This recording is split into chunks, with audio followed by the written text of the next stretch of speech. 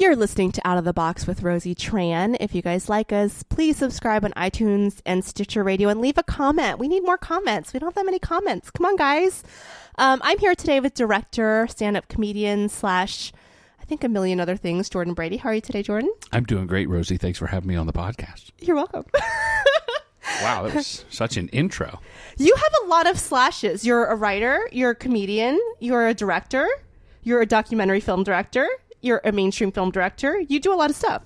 And I've recently added podcaster. And you're a podcaster. To the list, yeah. What is your podcast? My podcast is called Respect the Process, and it's so niche. Can we say bad words? Because I almost. Oh, you can say whatever you want. It's so fucking niche.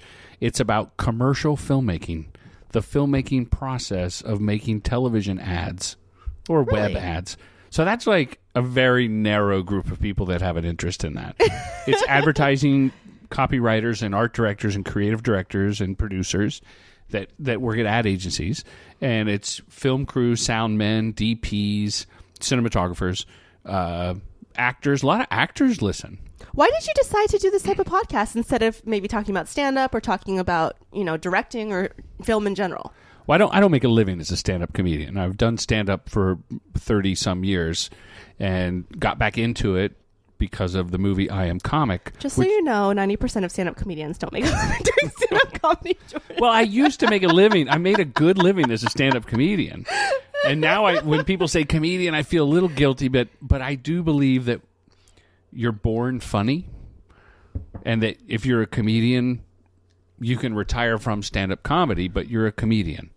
Like in your heart and in your mind, right? Like a fisherman. You don't have to make a living as a fisherman, but hey, that guy loves to fish. He's a fisherman. Well, I think you'll always be a stand-up. I mean, you've done comedy for over 30 years. I think you can carry that badge without being a little, like you said, you feel weird being called that. I mean, come on. I've done a couple of dozen cable shows in front of a brick wall back when that was popular. Yes, I'm going to own it right now. I Am Comic. Available on iTunes. Wait, so tell me about I Am Comic. I've watched a little bit of it. I didn't get to finish it before you came here, unfortunately. What gave you the idea to say, hey, I'm going to make this documentary about stand-up comedy? That's a really easy answer. I shoot commercials for a living. I'm a director, right? Yeah. And since the advent of Google and YouTube, there's a bunch of people from the ad agency and the clients that I work for that are sitting around a monitor. We call it Video Village because it's where the video monitor is for them to see what we're doing over there. And in between camera setups, people are on their laptops and they're Googling, and someone will find an old clip of my stand-up from an evening at the Improv or the A-List on Comedy Central. It's like me in a 90s green suit with shoulder pads. Do you have a mullet? I had a mullet. Technically, it was what they call the soccer haircut, Rosie. I just want to be clear. And they would ask me, like, what was it like to be a comedian? What was that like then? And I would tell these stories. And then I thought, I should do a documentary. Instead of just repeating myself over and over again? And originally, it was going to be called Comic Boom. It was going to be about a specific period of time from like 82 to 92 when stand-up flourished and populated the country, with clubs and cable shows. But then as a documentary is a living, breathing thing. It just kind of started growing. So it started growing, and then it became I Am Comic. That's great. One of the titles was Addiction. Like it was either addicted to laughs or, something stupid. But it talked about how we're all addicted to it. And it wasn't as funny. So for me, it sounded kind of depressing. I thought, could you imagine making a documentary about stand-up comedy and taking it so seriously that it's not funny and calling yourself a comedian that became a filmmaker and it's not funny? That would suck. But don't you think most comedians are a little bit too serious? And speaking of addicted, I've got a great phrase for you regarding that. I was sitting in the back of the Comedy Store a couple of years ago with a celebrity comedian who is multimillionaire, and I asked him What's something. His name? I will tell you off the air. What's his initials? Or is his initials LCK? No. No. And he said, stand-up comedy is an addiction. And I said, well, why do you say that? And he said, Rosie, I'm a multimillionaire. I've been in dozens of films. I have a family, a wife, and kids at home. And I'm sitting here on a Tuesday night in the back of the fucking Comedy Store with you waiting for 5 minutes. Right. He's like, it's an addiction worse than crack cocaine. Tim Allen. No. Good callback, though. Yeah, because the drugs and the thing and the addiction and the movies. No, the comedian was African American. Chris Rock. No.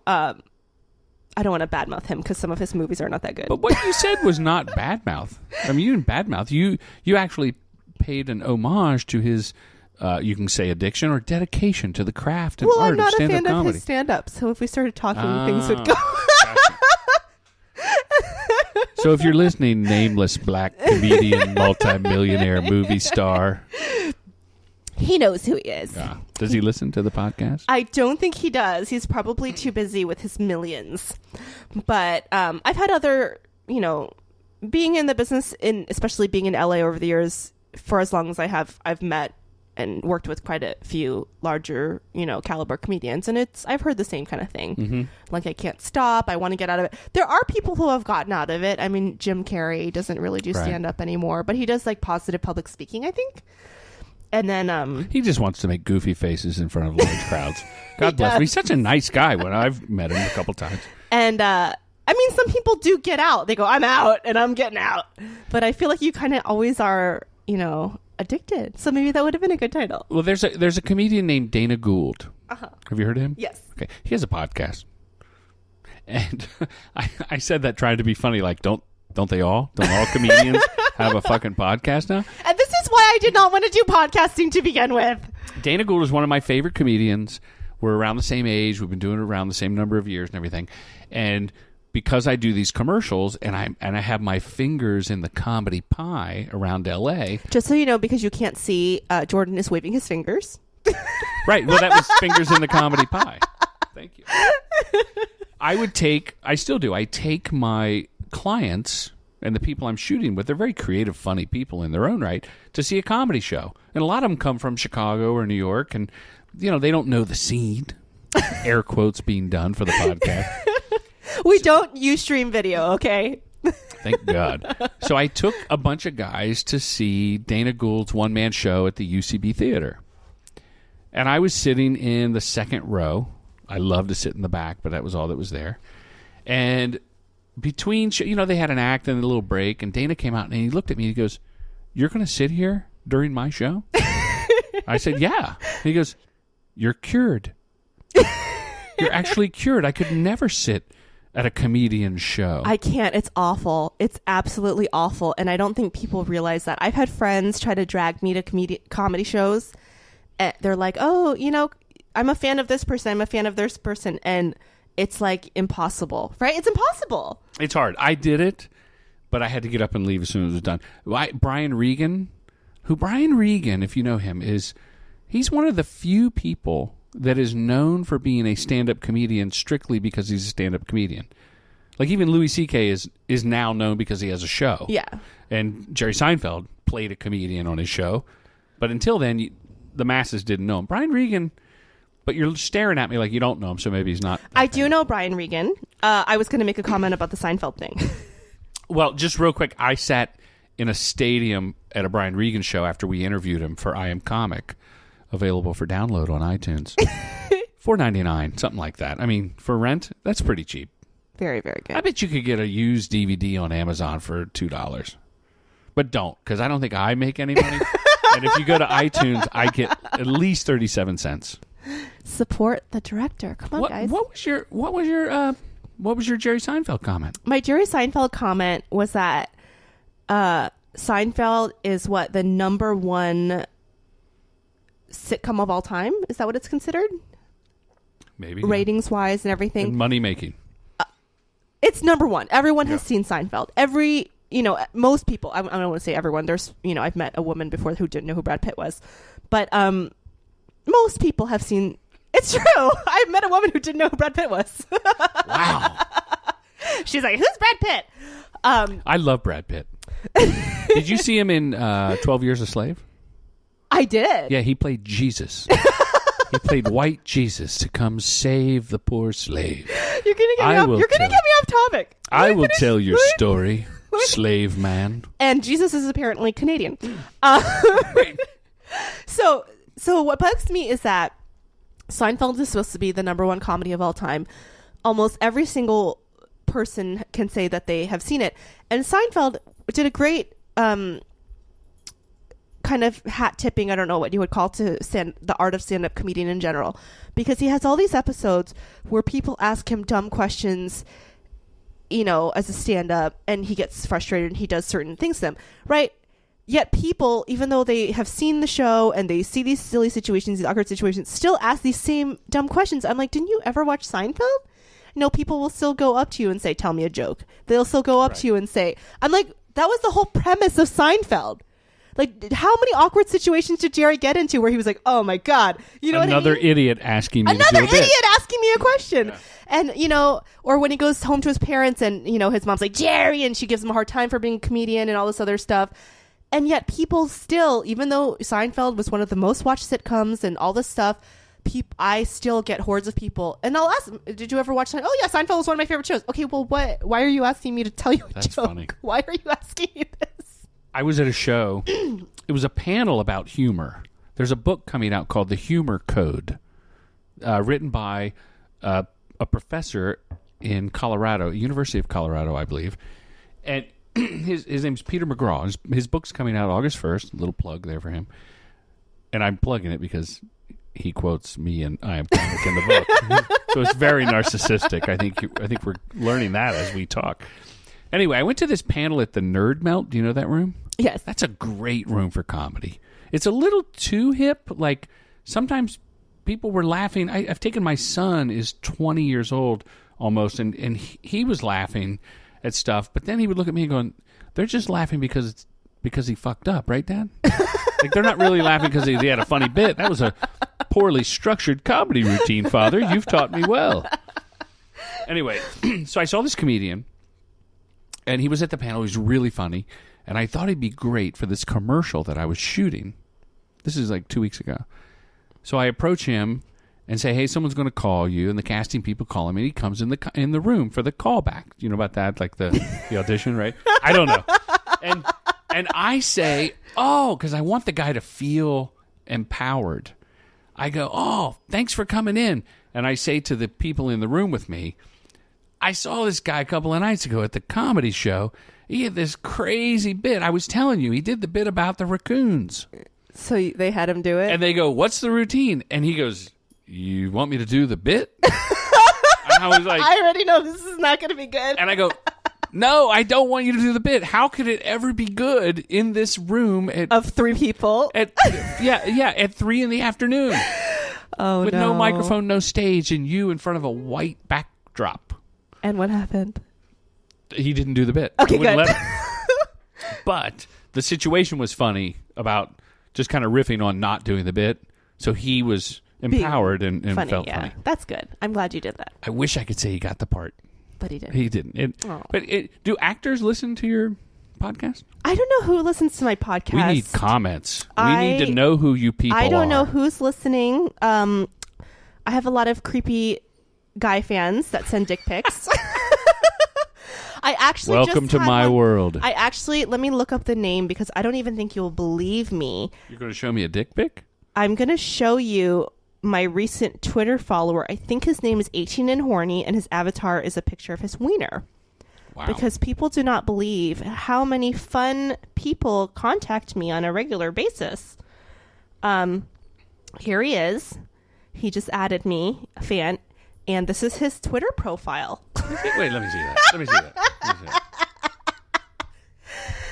And his Twitter handle is 18 and Horny, and his avatar... Hard and Horny. Oh, Hard and Horny. Excuse me. 18 plus.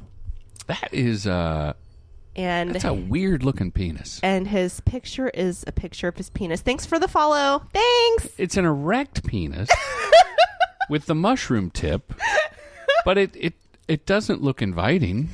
these are the fans that I have. So Weird. if I could somehow get more female fans and friends following, it's really hard. Podcasting is weird because a lot of people still, even though, in our world, a lot of people have podcasts. A lot of people still don't know what it is. Mm-hmm. I haven't been able to get my sisters to listen to it. My little sister still, said, I don't know what a podcast is, Rosie. I told my mother it was a radio show.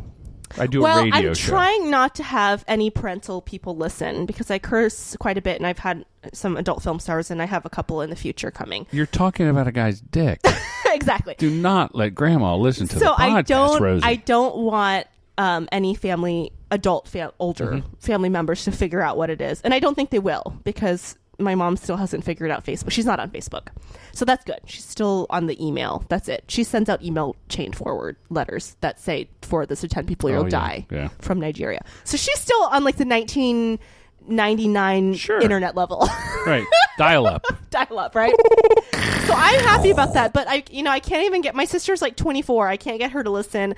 I have, a lot of friends, they just don't know what a podcast is. I'm like, guys, I'm getting some really pretty good guests. Like, you might want to tap into these people's knowledge, and then I'm getting hard and horny at Twitter.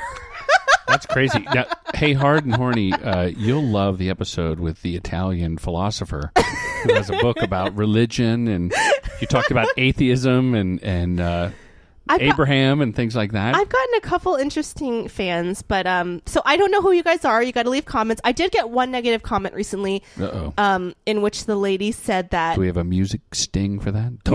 She said that my laugh was immature, and that she just said I was immature and annoying. Jeepers! I was like, thanks. You can always turn it off, Grandma. You don't have to listen. That's the good thing about about podcasting. But she listened to the whole thing and left a negative comment. So thank you very much for that. I guess the time to leave a negative comment. To be a hater. So let's talk about some of your films, because you actually directed some really big stars while they were up and coming.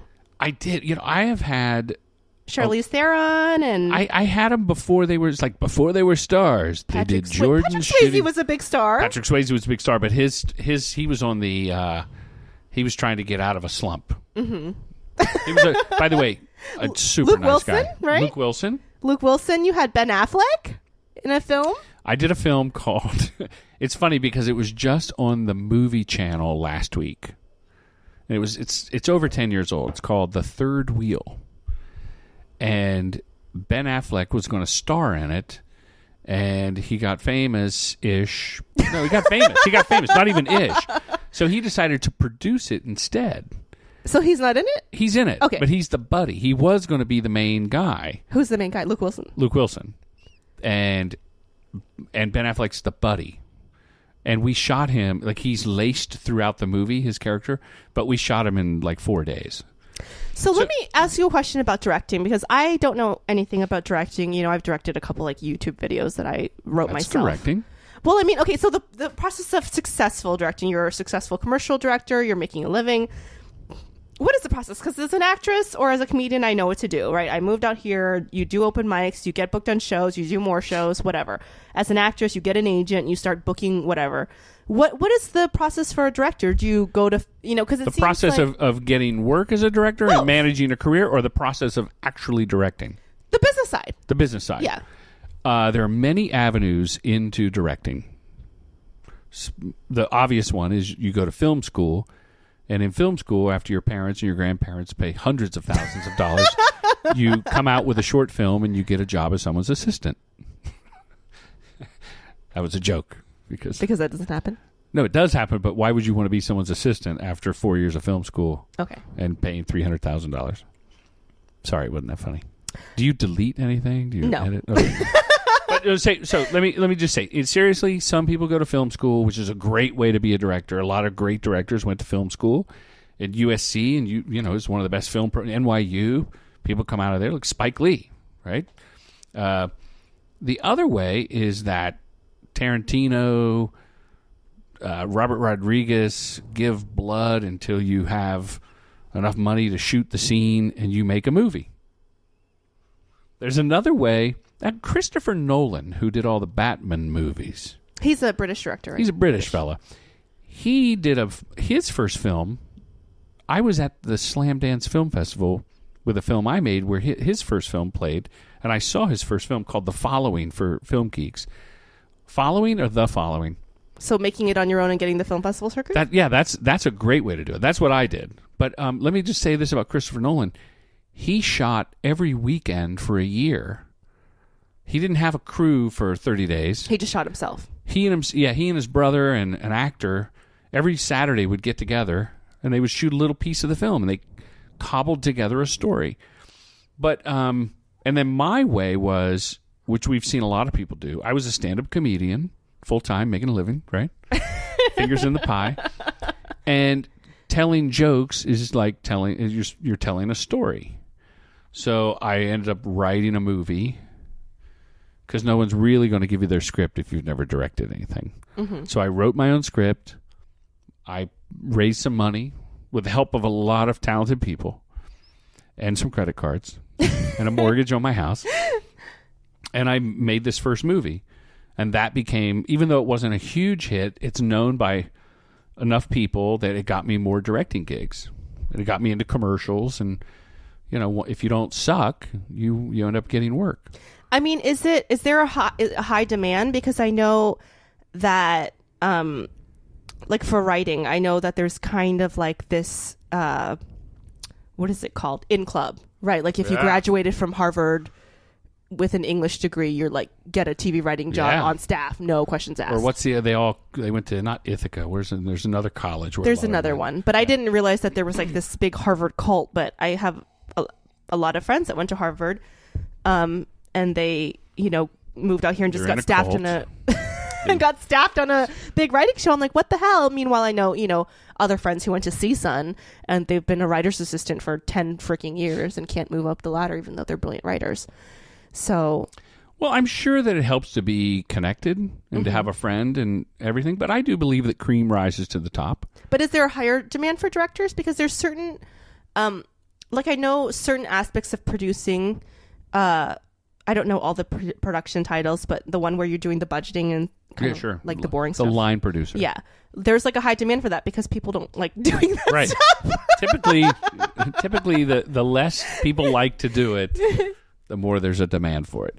I think just like there's a glut of comedians, I think there's a glut of directors now because the tools are available to anyone. Mm-hmm.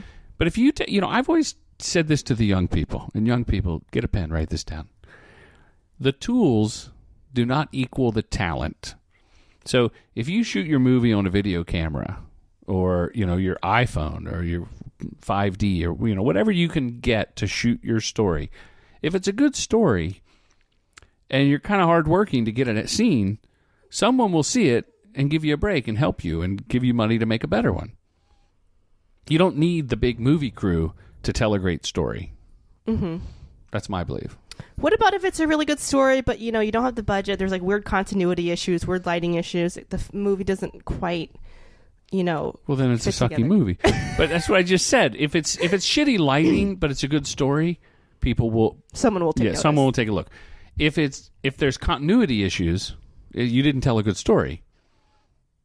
Okay. Right? If there's, you know, the one thing I tell the young kids. Sound. Have great sound. Like, even if you had shitty pictures, have great sound in your movie. And here's another thing. Make a short film, go to film festivals, and learn and reassess your short film. I just was reading or watch. When I say reading, I meant I clicked and watched the YouTube video. I was reading this video where these filmmakers, these two women were saying, now, because everybody can make shit, you fail publicly. Like, it used to be you could make your short and then be like, you know, it's not that good. And you throw it away. Now, you put it out there and you're beating your chest. This is my short film and we made it. This is my web show. And it sucks. And everybody goes, oh, yeah, we've seen your stuff. You suck. So I recommend having an honest opinion about yourself. I think that's very difficult in Hollywood because there are a lot of self-deluded people. And I think sometimes, you know, like with stand-up, Leno calls it laugh ears. Like people hear laughter, but there's no laughter. Laugh ears. You never heard that? No. So laugh ears, it's like... Who calls it that? Leno. Jay Leno. Yes. So it's like if a comic... So, it's Lafayette. So like if a comedian's really bad and he's bombing and then he gets off stage, he's like, oh, I killed. I did a great job. I did a great job. Yeah, it's called laugh years. Like beer goggles. Yeah. Like beer goggles. That's funny. I actually think that it's a necessity for the first few years because with stand-up, you're putting yourself out there. Sometimes you're doing open mics. Is there dog hair in your water? It's not a dog hair. It's like, I don't know what it is. It probably is a dog hair. No, Jordan it's looks not disgusted. a hair. I find dog hair in many things in my home. So I wouldn't be surprised. You know what? I embrace it. But I think for stand-up, like the first few years you're going out there, it's like, I don't care if you're Louis C.K., you're not going to be funny the first 2 years. You might be amusing. You might have one or two good jokes. But stand-up is a craft. Right. That you kind of like. You think you can learn to be funny?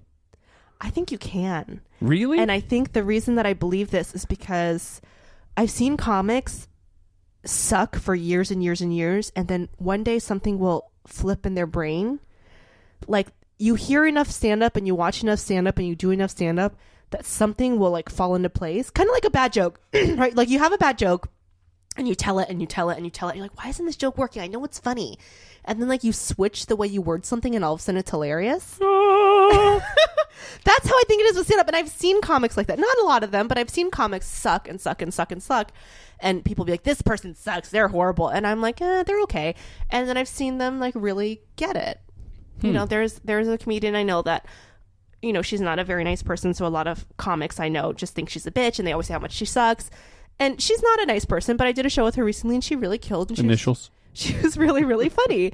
And I was like, wow, you know what? She kind of like, she's a bitch, but she like finally got stand up. And so I think that you can teach someone. I think you can teach someone to do stand up because I know a lot of. Well, that's a different question. I agree that you can teach someone the mechanics of stand up comedy, the rhythms and things like that. And they can be funny. But I don't I think funny people are born funny. You either have the funny gene or you don't have the funny gene. I think there's a natural charisma that you can't teach. Sure. I think there's a natural timing that you can't teach. I think there's a natural, like some people are just really fucking good joke writers. Yeah. And they just get it. And I think you can teach that. If you ask me nicely, I'll tell you the secret to comedy. Mitzi, my little puppy, is whining. I don't know what she wants. But I do think that there's different levels of comedy, and that's something you can't teach. Yeah. Like, I think there's some people that just have a very base level, thinking. I have a girlfriend that she loves, watching the Three Stooges and I love the Three watching Stooges. People get punched in the face. If you took her to a more cerebral stand-up show, she would sit there with her mouth open going, what the fuck is going on here? This is horrible. Grandma falling off the dock on America's Funniest Home Videos, trying to get on the boat, makes me laugh every time. And it's not Aiko, people listening, because I had Aiko last week, and she was talking about how much she loves physical humor. Physical humor is just what, I know people that just love a certain type. There's comics, there's audience members that love dirty humor, and if you start doing puns, they don't get it. Ooh. You know what I mean? Or there's certain comics or audience members that like certain things. I think you can't teach a sense of humor, but I think sense of humor shows so many different things about someone. It shows intelligence level. It shows knowledge, because you can't get a pun or a reference if you don't know what the fuck it means. Right. It shows uncomfortability. It reveals people's belief systems, what they're willing to laugh at and not laugh at, what they're willing to get offended by and not get offended by. It reveals their openness. Some people just can't take a joke. They're not open. Some audiences laugh at the wrong part. Yes. Like, especially like racist people. If you said like, I was with my black friend. And they're laughing. And they go, who would have a black friend? This guy's hilarious. That's not the punchline. Yeah. I did a show in Milton, Florida. Milton, Florida. Now, where's that? It's an hour outside of Pensacola. So this would be like Alabama with a tan. It is. This would be the panhandle of Florida. I think I told this story before, but it's not actually Florida. I had a guy, he had a mullet and a mustache and a Bud Light and a tank top. And he came up to me after the show. He said, I don't know what you said, but I knew you were funny. He's like, wow. He said, I didn't know what you were talking about. I'm like, okay, thank you. Next thing, wedding bells.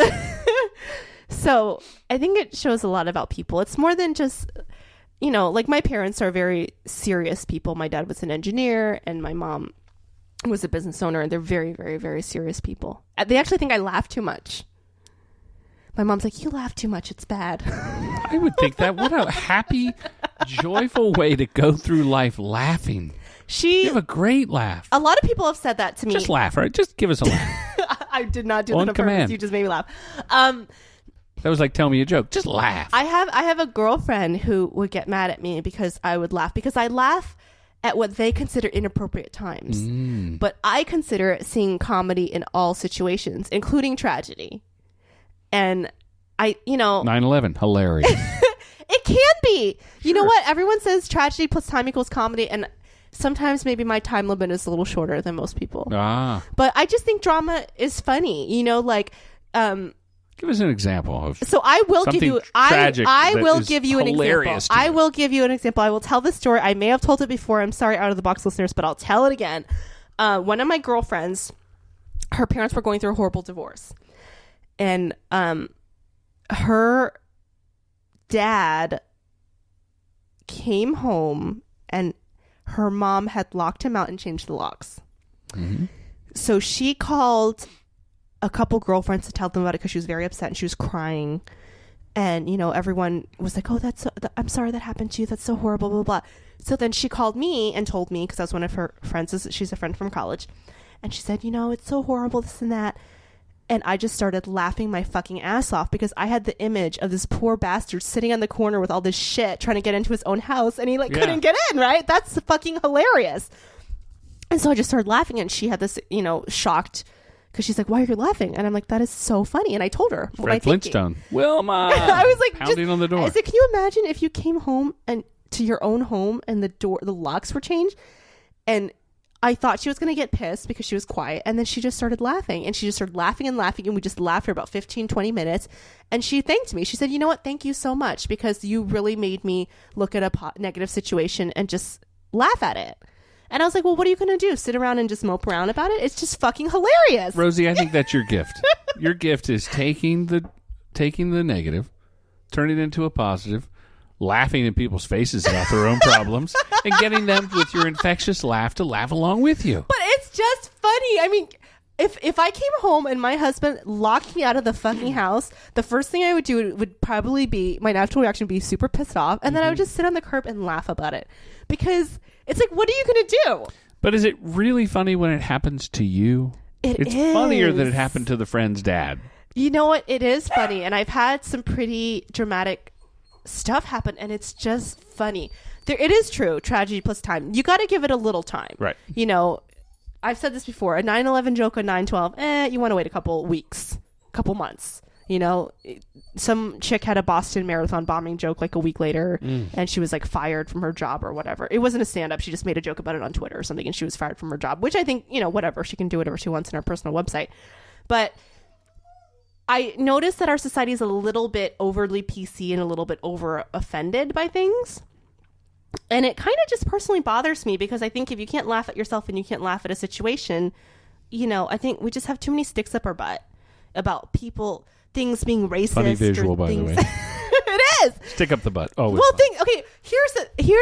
In reality, painful. But here, you've made it funny. Well, here's something like a situation that I took. Right. So I used to get super offended. Like, I would go do shows, and as you know, stand-up comedy is like 80% dudes. Yeah. Right. Dude heavy. So I would go out, and a lot of these dudes, especially in LA, have had Asian ex-girlfriends. There's a lot of Asian women in Los Angeles. It's also a thing. It's a thing. You go through your Asian thing as a dude. So I used to get really offended. I would get really irritated, and I would get really offended because a lot of these times some of the jokes would be super hacky or super dumb, and whatever. And I used to get offended. I was like, oh my God, that's so offensive. And I would get really mad. Well, one night I was doing a show at a bar in Hollywood, and I was the only girl on the show, and I was last. I wasn't headlining, I was just last. And I think there was 12 comedians on the show, and all 12 of them had an Asian girl joke. Wow. So what are the odds? So I was like, okay, so this is either God saying, Rosie, this is a chance for you to learn and grow, or I can get pissed off and offended again. So I went on stage and I immediately addressed it as like my opening joke. I was like, man, Asian chicks are really taking it up the ass in this comedy show. And the crowd just completely fell apart. Did you understand why that was funny? Yes, I did. And they just went nuts. And it was like a 10-person crowd. It wasn't a big crowd. It was a bar crowd. And they all looked like they had been dragged to the comedy show. And I must have had one of the best sets of my life just making fun of all the other male comics who are making fun of Asian chicks. Wow. And so then I was like, why was I getting offended by this? It was something personal about me that I was taking personal. And now every single time a comic on a show does a joke about an Asian girl, I love it because I totally just play off them and make fun of them. And it's great. You might want to get those gentlemen together and make a tour. Make a tour. And get a bus. And Bitter you be the guy comics that hate Asian chicks. Well, I don't think they hated them, right? Oh, you didn't hear these Hate's jokes. a strong word. They were bitter. So I was like, it's a gift. It's not a curse. It's a gift. And, You seem very happy and well-adjusted. I know. That's why I need to get out of stand-up. But think about it. You love your husband.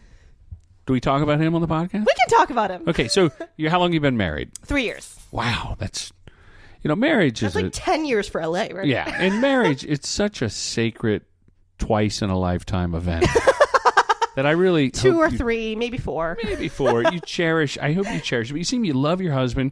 You do this podcast out of passion.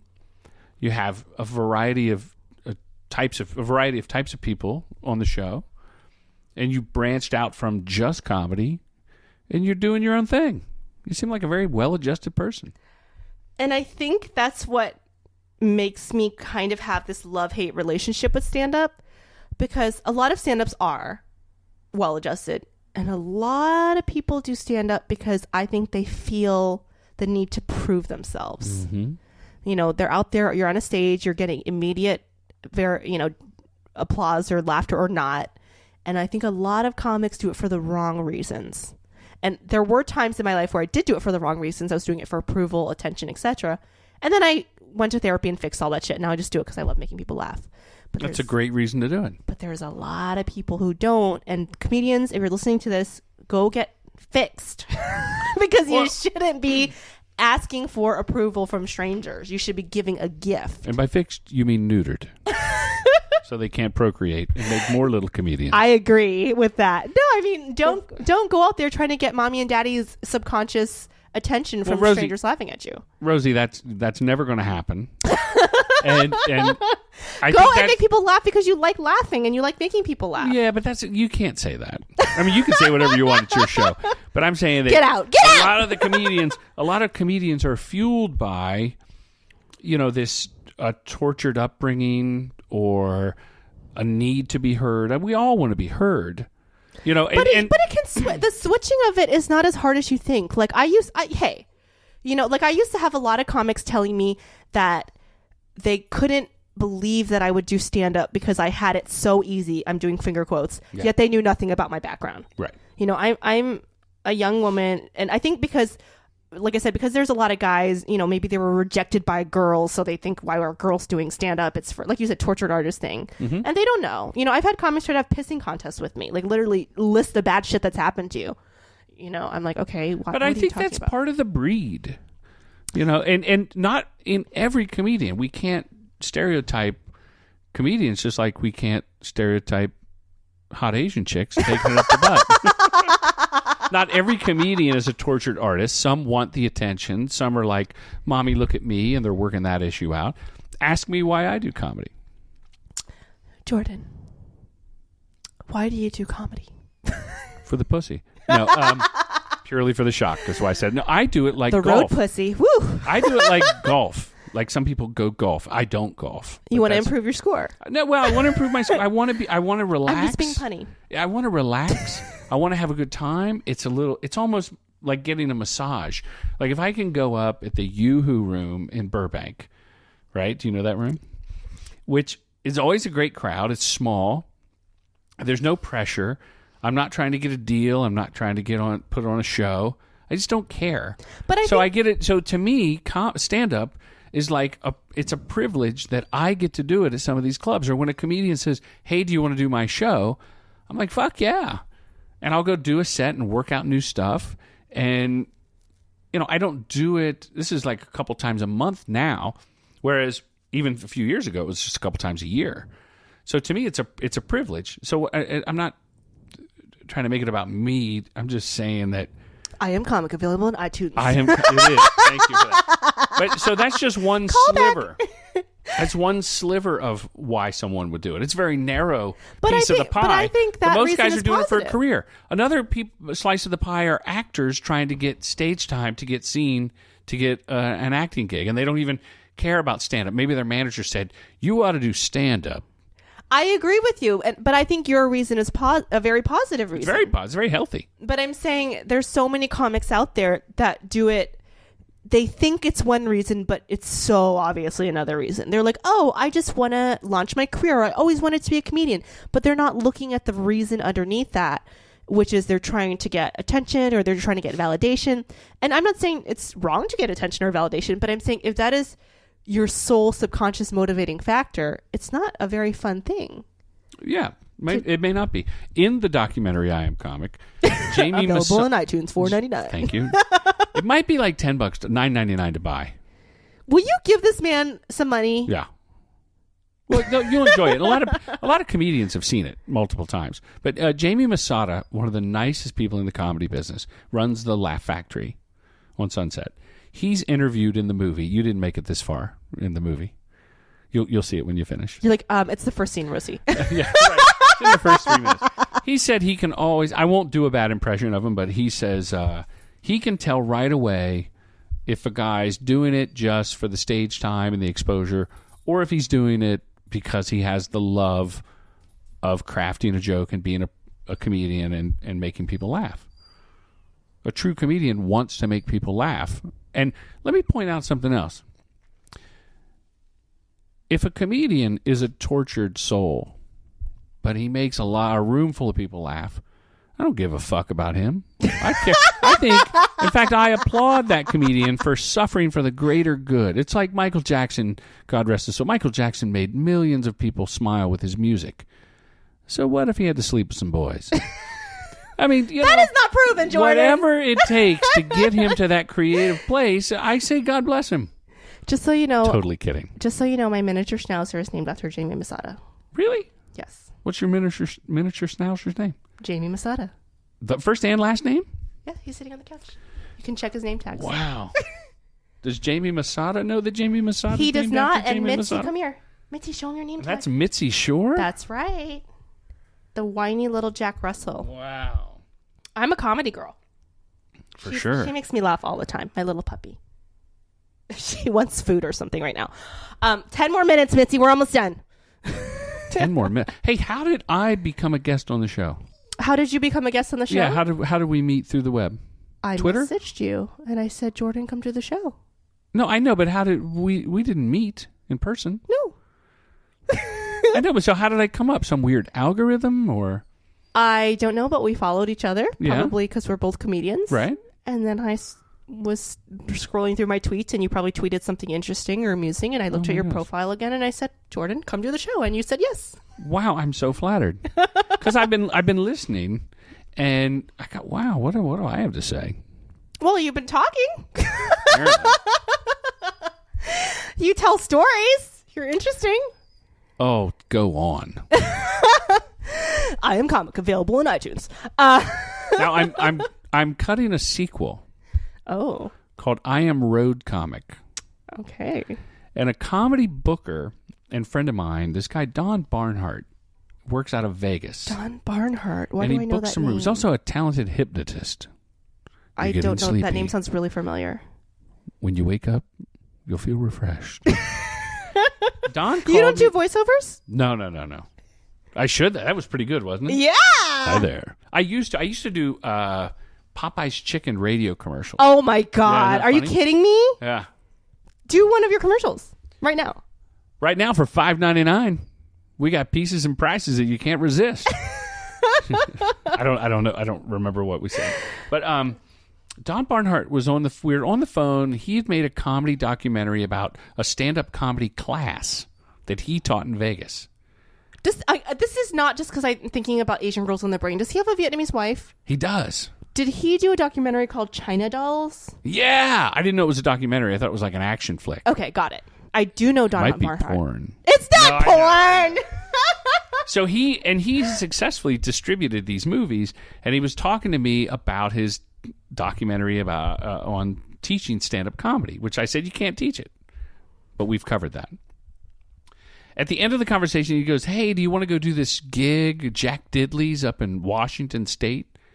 And I go, "What do you mean?" He goes, "It's a weekend, Friday, Saturday night. They love comedy. Take a friend, you can co-headline." And I said, "But Don, I have 7 minutes.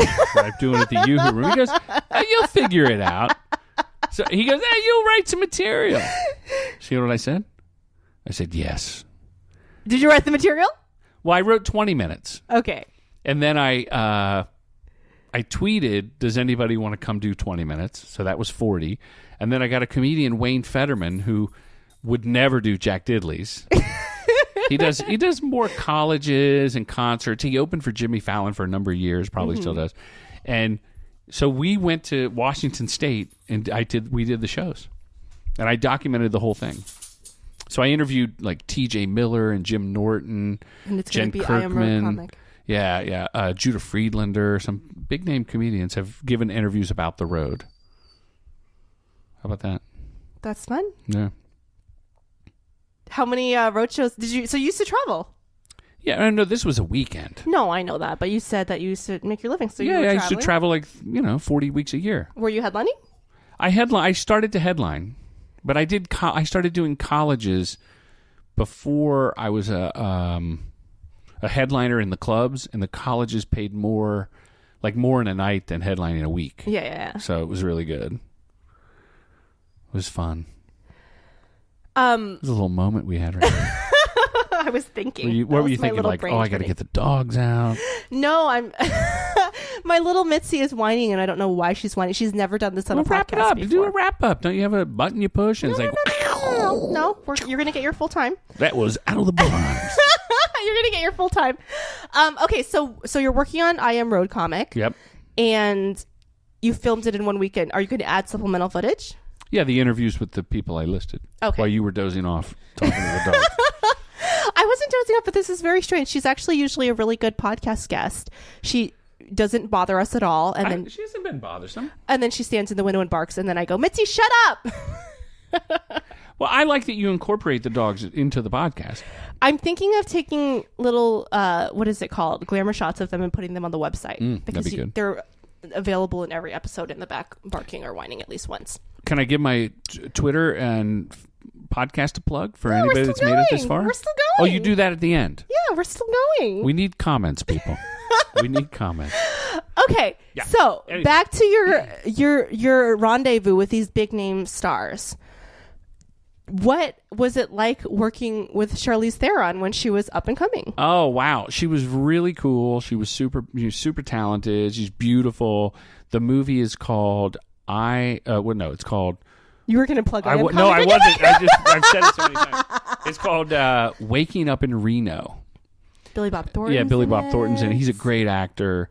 A little difficult to work with, as you would imagine. So why? What makes someone really difficult? Like he was a producer on the film, and he would be 2 hours late to the set, and that's not cool. That doesn't respect the process. But he's a great actor. He can do what he wants.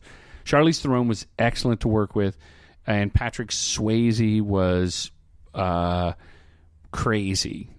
What does that mean? Batshit crazy. He was just out there. For real? Yeah, for real. But super nice guy. Like, I don't mean in a bad way. No. So what does that mean, batshit crazy? Like he would just eat all the craft service and leave nothing for anyone, or knock shit over? Shove his face with carrots, with baby carrots. No, just he was like he'd just show up on set with an electric scooter and a mullet wig one day and rode around like, yeah, let's have some fun. He was a great motivator for the crew. So positive batshit crazy. Positive batshit crazy. No, I learned a lot from him. And Patrick Swayze, God rest his soul, he said, Jordan, you can reinvent your career, 7-8 times. Like every so many years, you have to reinvent yourself. He didn't rest on the laurels of Dirty Dancing. He'd had the Roadhouse years, and before he died, he was on some television show that was I don't remember. People I didn't see it, but he's a nice guy. In fact, Patrick Swayze and I made a short film that I will send you a link to called Patrick Swayze Cartoon Sound Wizard, where he would hit his head with frying pans to make cartoon sounds. And I wrote it for him. And I am going to post that on my website next to your picture. And Cartoon Network paid for it to be made. Was he a cartoon or was he... No, he's real. He's Patrick Swayze. And then are the pans cartoon pans or they're real pans? They're real pans. I mean, they're rubber, and we added the sound. Do they make cartoon noises? Yeah, we added the cartoon sound effects. The gag was like he was on a Foley stage making sounds for the cartoons. I'm a sweetheart of a guy. Charlize Theron, again, was super nice. She wasn't the Charlize we know now. She wasn't post-Monster famous. Do you think that celebrity does change people? Like, have you... I mean, I don't know that you're, like, hanging out with Charlize Theron every weekend. I do not hang out with Charlize. I saw her once at a cafe. She was very nice. But, I mean, do you think that, because people say that fame and money, it doesn't change you. It, what is it called? Magnifies your current personality. It enhances you. So, like, if someone's really bad with money, if they get a lot of money, they're just worse with money. Look at these people that win the lotto, and then they're broke 4 years later. Or they're on that show where they fix up their house, and they give them the house. They don't know how to run the house. It's the same with anybody. But do you know anyone? Have you worked with anyone that was, like, kind of not that famous, and now they're super famous, and you're just like, wow, who's that? Like, they've totally changed. The people that I keep in touch with wouldn't do that. A guy your listeners may know, David Koechner, who's in Anchorman. He wears the cowboy hat in Anchorman. Yes. So I did a movie with him called Dill funny. Scallion. The other guy in the movie is this guy Billy Burke, who's a terrific actor. He's Mockumentary, right? Mockumentary, like a country Spinal Tap. Yeah, thank you. He's the star of a show called Revolution. Big star now on NBC. Super nice guy, down to earth, records his own music. It couldn't be more the same except with money. Lauren Graham, who was on The Gilmore Girls and Parenthood, she was in that movie as well. Super nice, super down to earth. But so what about these? I saw her at the Improv a couple months ago at a show, and just couldn't have been sweeter. Well, so what about these Hollywood horror stories? Do you think it's just the media like blowing up people? Or do you think these are people who are child stars who are like messed up or whatever? Because you hear these Hollywood horror stories, this person's having affairs, they're doing this and that. I mean, do you think it's just blown up Hollywood nonsense to sell magazines? Some of it, yeah, some of it. I mean, I worked with Henry Winkler, who was the Fonz. Oh my God, Henry Winkler called the office I was working at one time and I almost fainted. He's the nicest man. I'm such a fan of his. He's the nicest man in show business. Peter Berg, who's an actor and a director, did Battleship and... Oh, Battleship. I named Battleship. He's got this great movie, Lone Survivor. That's like out right now. Yeah, that's out now. And Peter Berg, I ran into him at the Apple Pan, which is this hamburger place in West LA. It's like old school. We sit at the counter. He's like, hey, Jordan, what's up? And we just talked. And I'm not saying I hobnob with people. I'm just a guy making a living shooting some, yogurt commercial. But people that are nice have success, and they're still nice. That to me is prevalent in Hollywood. The myth is how everybody becomes an asshole, and that gets the spotlight. That gets the attention.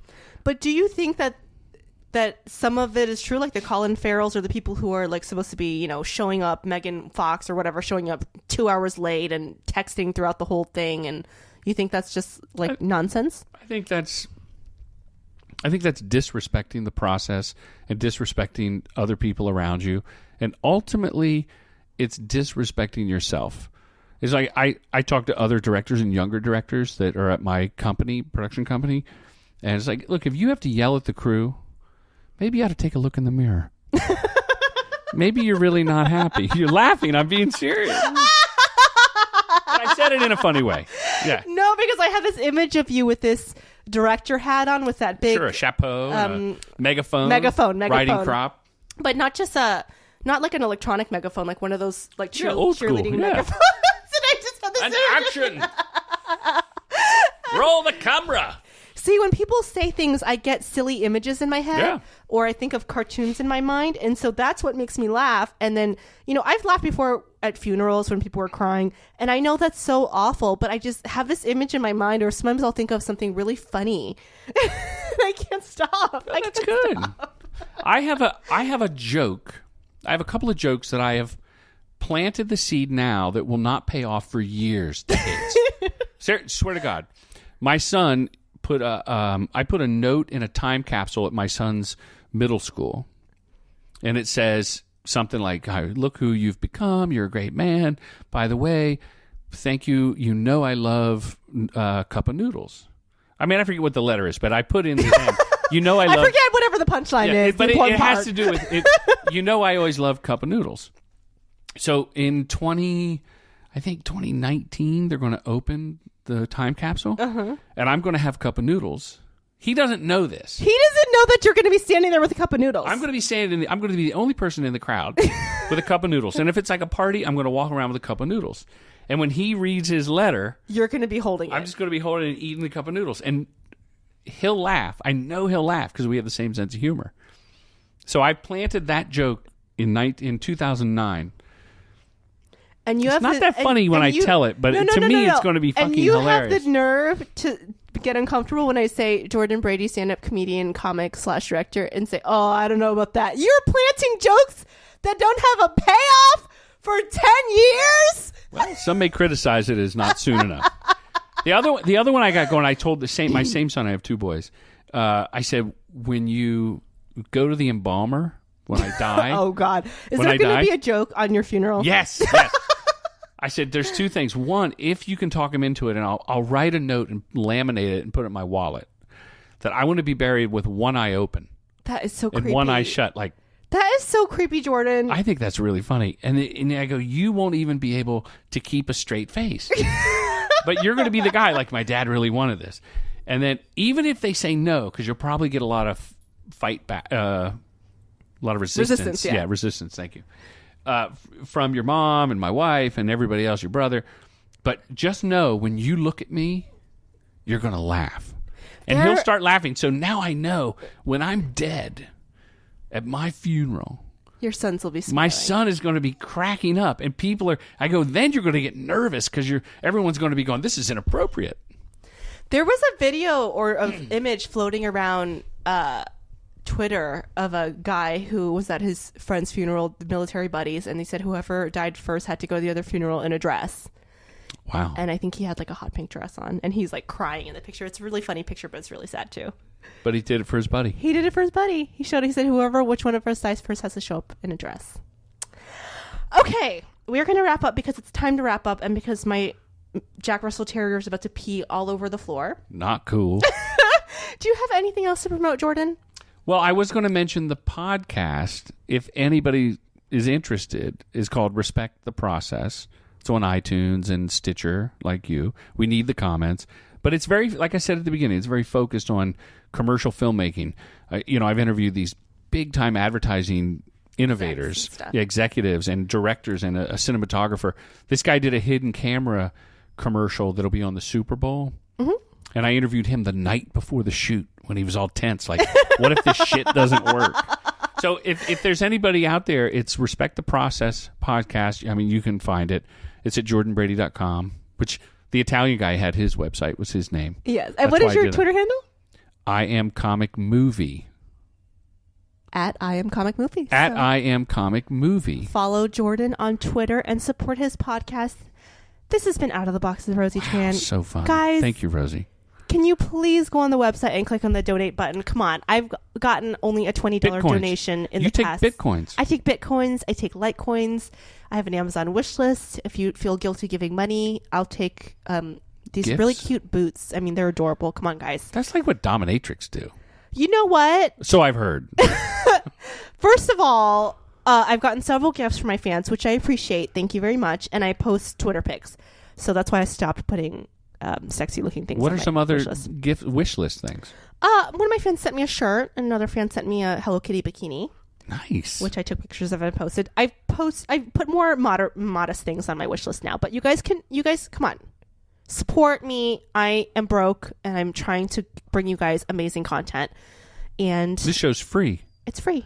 So why wouldn't someone, if 1 in every 7 people reached into their bit purse I don't know how. Why wouldn't they? It's a Bitcoin wallet, and they wouldn't because they have a dark soul. So listen to Jordan. Somebody donate to this young lady's podcast. She's doing it for the passion. She's doing it for her own sanity, and she's doing it as a creative outlet and bringing on interesting guests.